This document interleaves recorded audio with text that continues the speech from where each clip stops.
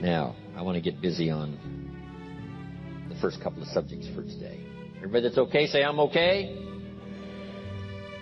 Here's the first subject that I've found so interesting. I want to share it with you. Then I want to talk about personal development, the subject that I started listening to age 25 that revolutionized my whole life, from my mentor, Mr. Earl Shoaff. Here's an interesting subject. Just jot it down now. It's called enlightened self-interest. Enlightened self-interest. It's a fascinating study to study the idea of self-interest. But just make this note. All of us, have self-interest. The key is for it to be enlightened so that everybody wins and no one loses. Our first interest is to survive. What does it take to survive? Our second interest is to succeed. What does it take to succeed? What does it take for me personally to survive and to succeed? Can I legitimately be interested enough in the things that help me both succeed and survive? And here's what I discovered. The answer is yes. It's possible to exercise self-interest, but to do it in such a way that no one loses, everyone benefits. Key phrase. Life was not designed to give us what we need. Life was designed to give us what we deserve. We do not reap a harvest in the fall because we need it. We reap a harvest in the fall because we deserve it. Not necessarily from a moral standpoint. Of course, there are some moral laws as well, spiritual and moral laws. But just the basic laws that simply say if you wish to reap, you must plant. So jot this down. Reaping is reserved for the planters. And the reason they reap is because they deserve it. They're the planters. They deserve to reap. Interesting Bible phrase that says, if you keep knocking, you'll find open doors. Good phrase to jot down. If you keep knocking, you'll find open doors. Doors of opportunity. Doors of a chance to meet someone. Doors open for association. Doors open to find someone special. Doors open to find a unique business colleague. If you keep knocking, the phrase says, doors of opportunity are open to those who continually knock. So we don't find open doors of opportunity because we need them. We find them because we deserve them. Only those who knock deserve to find an opening. But the promise is, if you continually knock, you'll find doors of opportunity. It says, if you search, you will find. So make the note, it's good. Finding is reserved for the searchers because they deserve it. Now, at first they may have needed it, but they now know that just needing it is not sufficient. But if they need it, now they must qualify for it. The reason why you're going to be blessed with good ideas this weekend is because you've come searching. You've gotten on an airplane to come searching. You got in your automobile to come searching. You got here searching. Now you're ready to receive. And for those who search, they will find answers. They will find plans. Imagination to stir yourself into action for future benefit. So if you search to find a good idea, you must go looking, go searching. You've got to go to church. You've got to go to class. You've got to go to the seminar. You've got to go to the library. You've got to go to the books if you wish to find them. Rarely does a good idea interrupt you. Rarely. But if you will search, you will find. So we get not what we need, but we get what we deserve. It says if you ask, someone has an answer. If you keep asking, the answers belong to you. Because by virtue of asking, you have qualified. So we don't get what we need, we get what we deserve. The mother on welfare should be taught in some small manner that hopefully she can begin deserving the welfare check. Not getting it because she needs it, but now starting to get it because she deserves it. If the welfare worker says to Mary, I brought a bucket of paint and a paintbrush, and the next time I come, if the door is painted and the fence here in front is painted, I give you the check for $450. Not that painting the door and painting the fence is worth $450. It's not worth that much, but it is the beginning of the process. So make that note. I want to begin the process of deserving. What would that be? What process should I begin engaging in to deserve good health, to deserve a good relationship, to deserve prosperity, to deserve an enterprise, to deserve the opportunity to build a city? What must I do to begin the process of deserving? So now the welfare worker comes back and the door is painted and the fence is painted. And now Mary gets the $450 to help take care of her children. Not because she needs it, but because she's beginning to deserve it. Then the welfare worker thinks of some other project. She said, Mary, if these weeds are gone and this little garden is cultivated, when I come back, now that the door is painted and the fence is painted, if the weeds are gone and this little garden is cultivated, you get the $450. And step by step, a new life is emerging, learning the process of deserving and not just needing. We teach our children at home, right? Child says, I need $10. So that language doesn't work here. There's plenty of money here, and the vaults are full. But to say I need $10 is not how you open the vault. So the child says what? Wow, how can I get that $10 that I need? So here's what they learn to say. How could I earn $10? Now the vault opens up. Now the money starts to flow. How could I earn $10? What could I do to earn the money? Not to get the money because you need it. Maybe you need the money. That's... all of us have needs. But here the key is to figure out how to open the vault, how to open the bank, how to open this unbelievable flow of resources to come our way.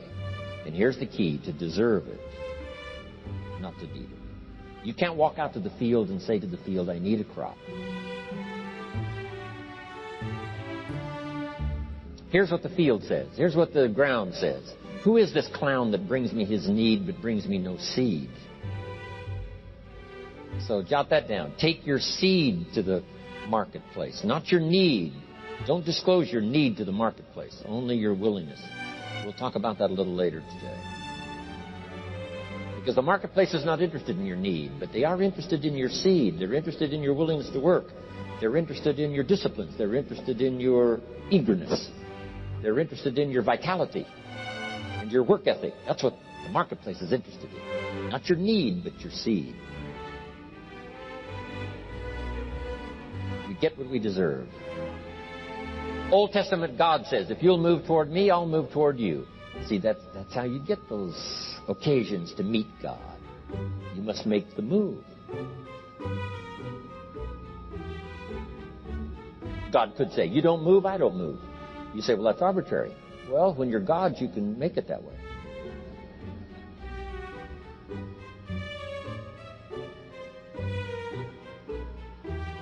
So, the law says if you wish to receive. Now let's talk about enlightened self-interest. If you wish to receive. And we would call the wish to receive self-interest. But if it's enlightened self-interest, here's what it says. I understand that in order to receive, I must give. Receiving is reserved for those who give. Receiving is not reserved for those who need it. It's reserved for those who deserve it. We deserve the receiving by giving. In fact, there's an extraordinary phrase in this little context, and here's what it says. It's better to give than it is to receive. Now, the uneducated person would find that difficult to ponder. Why would it be better to give than it is to receive. So let me give you one of the better phrases for the day. Here it is. Giving starts the receiving process. So of course it's better to give than it is to receive. How much receiving do you wish? You must start the giving process.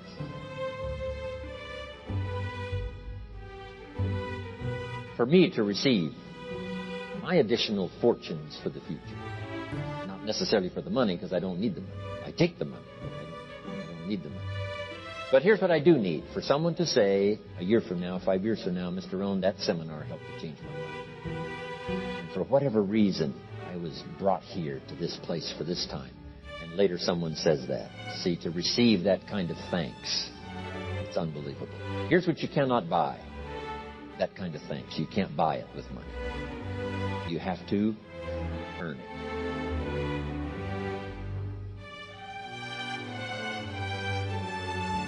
Now, let's expand a little further now. It's called the law of riches and wealth.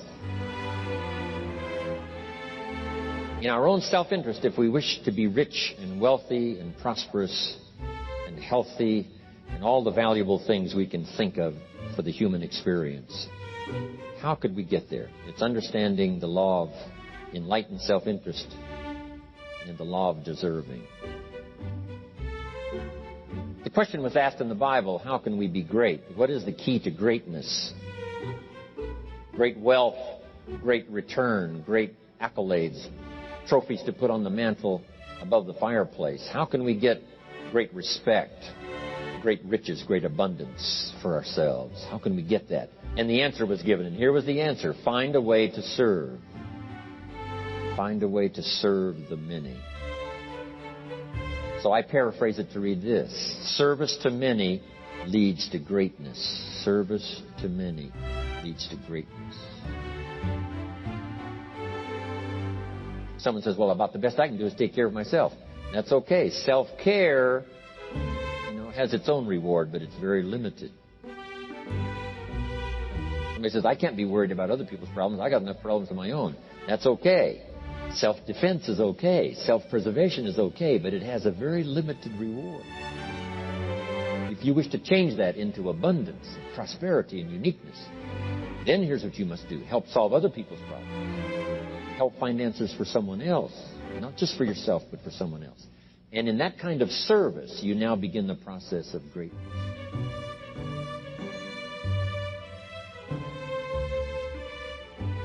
Someone asked the question, how can I be ruler over many? How could I manage a lot of people? How could I be the leader of a vast movement or enterprise? Here was the answer. Nothing wrong with that wish. We call that self-interest of the highest kind. Wishing to be the manager, the ruler, wishing to be presiding over many people. Here was the answer. Be faithful when the amounts are small. Be faithful when there's just a few. Be disciplined when there's only a few. That starts to entitle you to someday be ruler over many.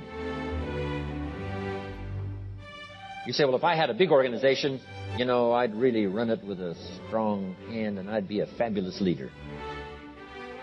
But I've only got a few and I don't know where they are. See, that's not going to work.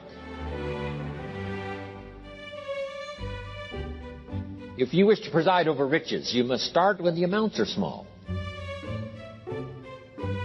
Someone says, oh, if I had a fortune, I'd really take good care of it. But I've only got a paycheck. I don't know where it goes. See, not knowing where it goes disqualifies you now for presiding over the fortune. We've all heard that, right? I don't know where it all goes. You ever hear that expression? Oh, we'd love to have you run the company. You don't know where it all goes. Somebody says, it just gets away from me. Oh, we'd love to have you run the world, right? It just gets away from you. Somebody says, it's only pennies and it's only a few. Here's where you begin to qualify for abundance and riches and greatness and respect, is to be disciplined when the amounts are small. Someone finds it unique, right, that this many people would come and hear what I've got to say for a whole weekend. But this is not where I started. I started with just a few. But I was so on fire with the few, trying to translate for them in my awkward ways back then. what had happened to me. My life got changed, my income got changed, my health got changed, everything got changed for the better. And now I've lived the most extraordinary life. But it started with my passion for just a few, to translate for just the few. Someone says, well, there's just a few here. Does this meeting matter when there's only a few? And the answer is yes. Jot this down. You never know who's in the audience. Whether it's a few or 1,000 or whatever. But you got to be faithful when there's just a few. Tell your story when there's just a few. Be just as passionate about ideas that can change someone's life when there's just a few. Now you begin. You're not fully qualified, but you begin the qualification to someday speak to many. Someday preside over a vast crowd. Someday be the manager or the leader of millions. It starts in those early days to deserve it. Now, jot this down. Also give yourself a chance to change. Some things I held on to that I thought this was it. I'm telling you, after a while I gave it up, found out it wasn't it. So give yourself a chance to change. Refine your philosophy. Refine your direction. If you'll give yourself a chance to do that, here's what will happen down the road a ways. A new door will open that you haven't discovered before. Give yourself a chance to change. Reevaluate.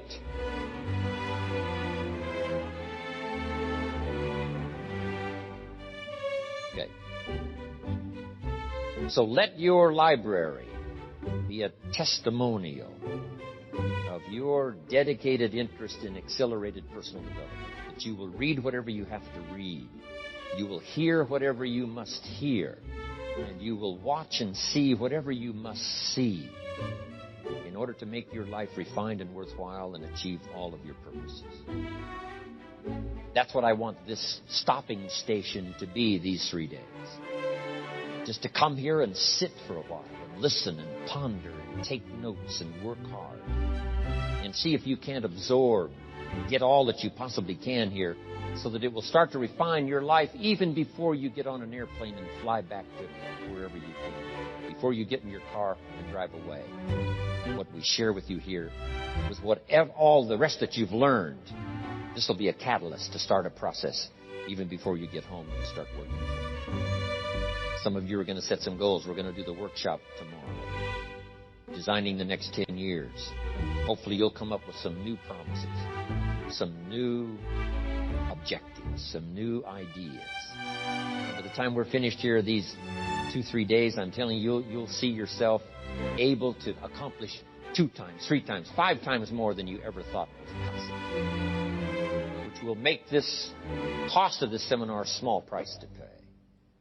And hopefully it'll make the time you spent here a small price to pay compared to making this an investment in your future, in what will flow in terms of money and income and return and reward and respect and dignity and accolades, trophies, all the stuff that can be yours. A marriage that lasts forever, a friendship that nourishes you forever, things that you'll find that you'll keep and treasure for a lifetime. Hopefully this is one of those weekends. It takes a lot of effort to learn. It takes a lot of effort to grow. It takes a lot of effort to decide and debate. But jot this down. It's all worth the price. Whatever stimulates you to think, whatever stimulates you to wonder, whatever stimulates you to react or even to debate, even if you hear something you say, well, that's not right. See, that's still valuable. It means you're awake. It means you're alert. It means you're alive. It means your mind is ready to take on something, whether it's agreeable or not agreeable. Something right, something wrong. Who cares what it is? We've got to listen to a variety of voices. And some are going to come from the left and some are going to come from the right. And some are going to come from mysterious sources. And some will try to entice you with all kinds of stuff. But that's okay. Just so you're alive and alert and awake, ready to process anything that comes your way. Take the best of it and make it beneficial for you. So that tomorrow you walk with a stronger step.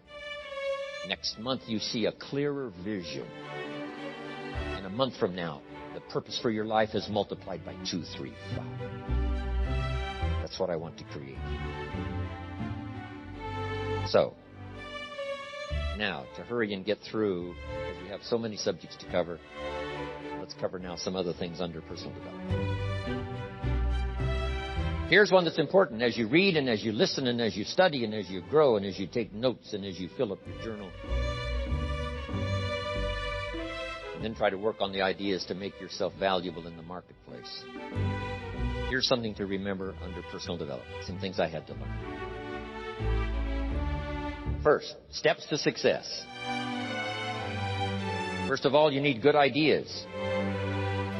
Just decide right now you're going to accelerate your plan for collecting good ideas.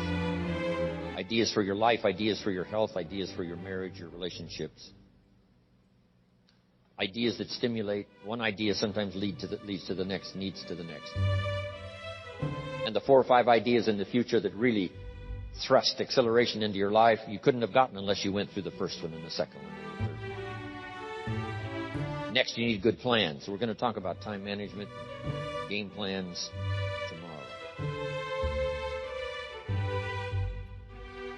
You need a good health plan. Traveling around the world, you can imagine the kind of health plan I have to have. If I didn't have a superb, extreme, got to underline the word extreme. If I didn't have a superb, extreme health plan, you think I could travel all over the world? People look at my calendar and say, impossible. I'm the only one that can do it. Everyone else is too young. Incredible. But I've got to be extremely healthy. I can't let up at all in terms of diet, nutrition, exercise, all that stuff in order to stay healthy. So, a good health plan, a good family plan. Here's a good one, a good marriage plan. Some people just go along married with their fingers crossed. You've got to have a better plan. Some are whistling in the dark, hoping everything will work out. Not a good plan. You need a good plan for how to use the day. We'll talk about that tomorrow. Best kept secret of the rich. How to use your time. A good plan to meet the right people over the right amount of time to stimulate your life. You need a game plan for lifestyle. We'll talk about that later. So, to succeed, we need good ideas and good plans. Here's the next. We have to learn to handle the passing of time. Because all of this takes time to learn, to grow, to change. Getting through the seasons takes time.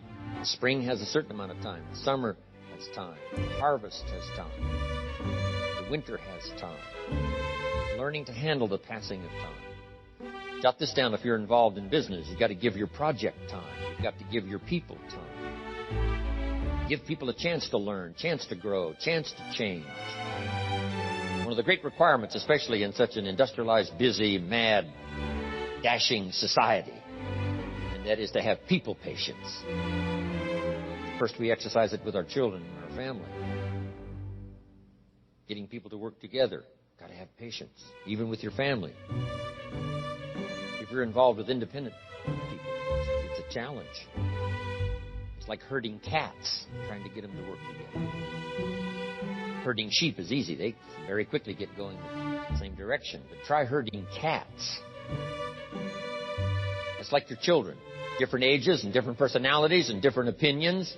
To get the family all going the same direction, kind of working together to make things work, I'm telling you, it is a challenge. But if you'll have some patience, you can do it. Now, here's the big one, to have patience with yourself.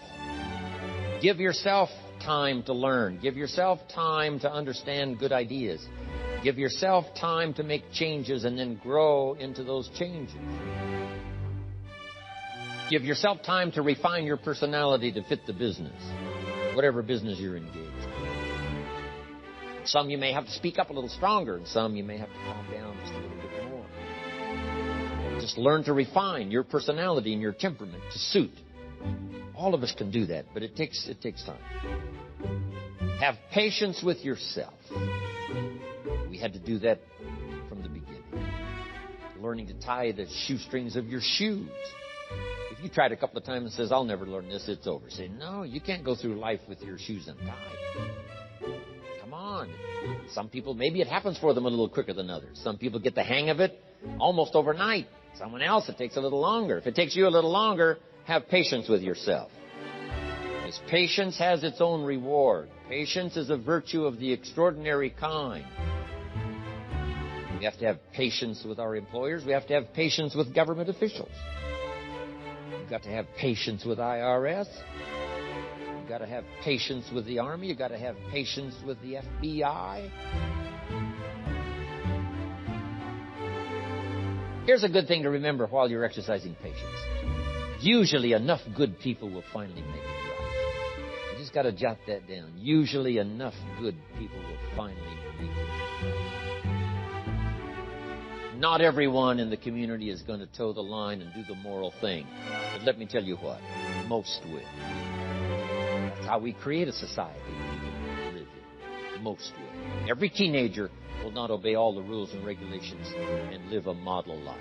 Not everyone will, but jot this down. Most will. Enough will.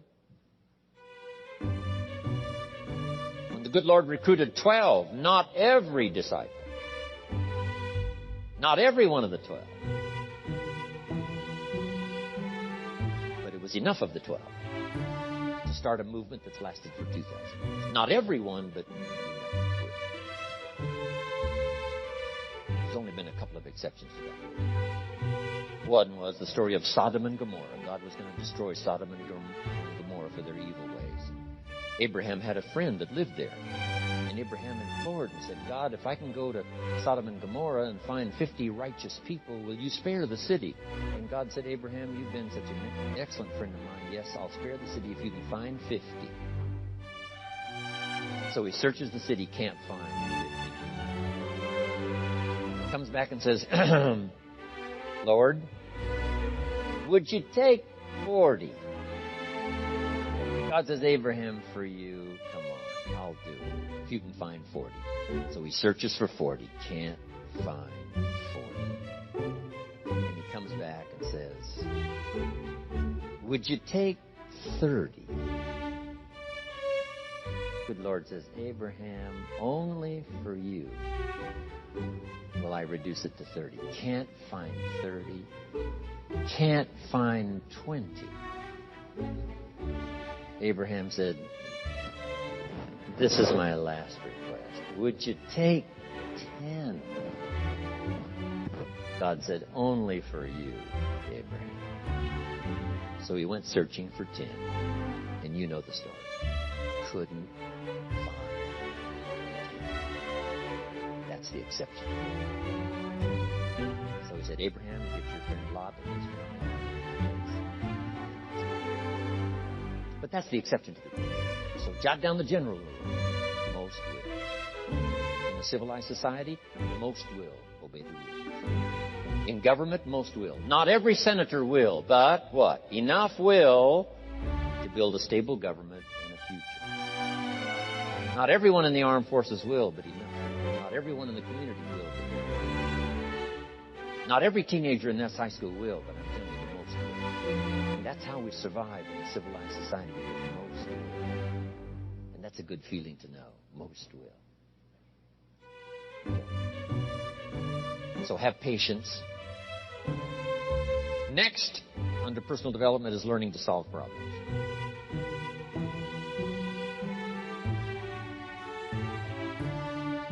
By the way, having patience with the seasons, it takes time to develop the crop. You can't plant the seed, dig around it in a few days saying, where is it, where is it? And you can't really help. All you can do is nourish. Some people plant in the spring, leave in the summer.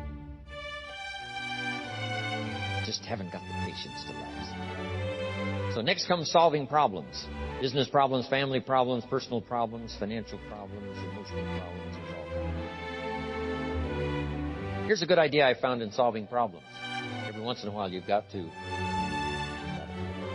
I can just describe it for you. Take a piece of paper, put a line down the center of the paper, and on the left side describe the problem. So just jot that down.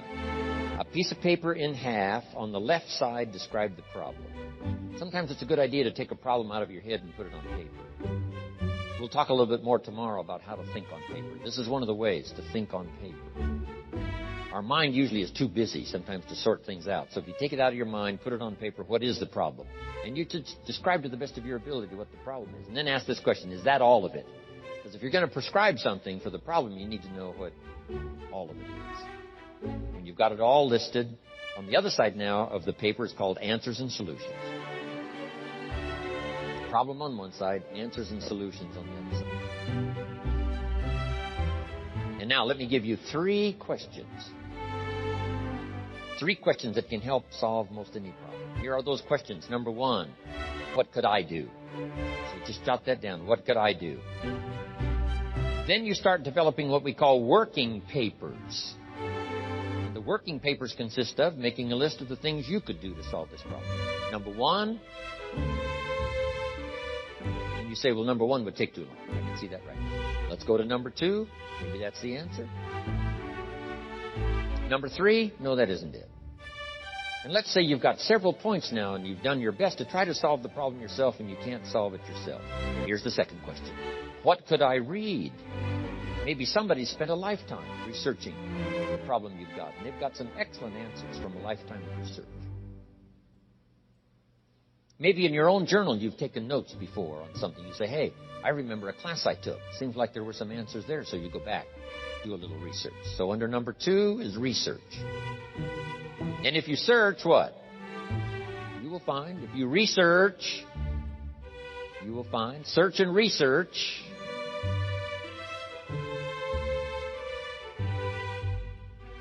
Now, research as soon as possible, because if the problem is severe, you don't want to wait till too late. My friend Kenny comes to me and says, he just lost a beautiful lady, fabulous lady. They got a divorce. She was really sick.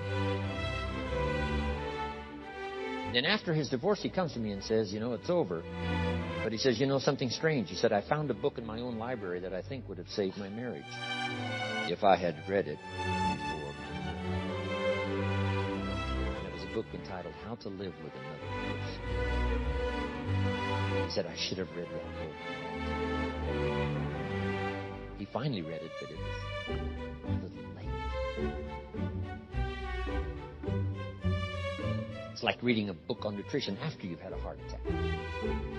That's good.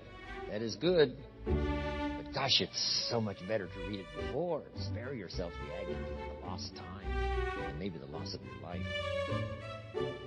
Now, if you tried to solve it yourself and you can't solve it and you've researched and it doesn't seem like you've got the answer, here's number 3. The third question is, who could I ask? Is there someone around me that might have the answer? Now, under that, put this. Don't ask first now. Try to solve it yourself. Develop some working papers. What you think you might do, that still isn't it. Here's some books I've read. This guy's crazy. This guy, no answers. I got it. Now I ask. But if you now can show your working papers to who you ask, you can't believe how swift the answer will come. All of us have heard this, but let's remind ourselves one more time and put it in your notes. We all love to help people who, first of all, try to help themselves. Back to the philosophy of desert. Tried to work it out, haven't got the answer, maybe you can help. Somebody is very willing to help you if they know you've tried first to help yourself. It works that way with our children, right? My daughter Linda, before she got married, used to travel a lot. She'd come to me and say, Daddy, I'm headed for Thailand. I said, wonderful. She said, I've saved up my money. I said, fantastic. She said, I've got $1,000. I said, wonderful. She said, the kids wanted to go here, wanted to go there. I didn't go. They wanted to buy this, wanted to buy that. I didn't buy. I got my money put aside, $1,000. I said, Linda, unbelievable. You must be my daughter. That's fantastic. Now, she said, to make the trip, I only need a couple of thousand more. An easy 2,000, right? But she knew she couldn't get the whole 3. But she knew that if she worked hard to the best of her ability and put that first 1,000 together, the next 2 was easy. So, develop your working papers. Do your best to solve problems. Here's why you try to solve it on your own first. You need the mental and emotional muscle. You need the discipline. If you just quickly go to the answer, somebody that's got it, now you're not developing the muscle. You're not developing the discipline to solve your own problems. Because there may come a day when there's no one else to ask. So you need the rhythm of learning, the rhythm of trying, the rhythm of seeing if you can do it first to build the emotional, mental muscle.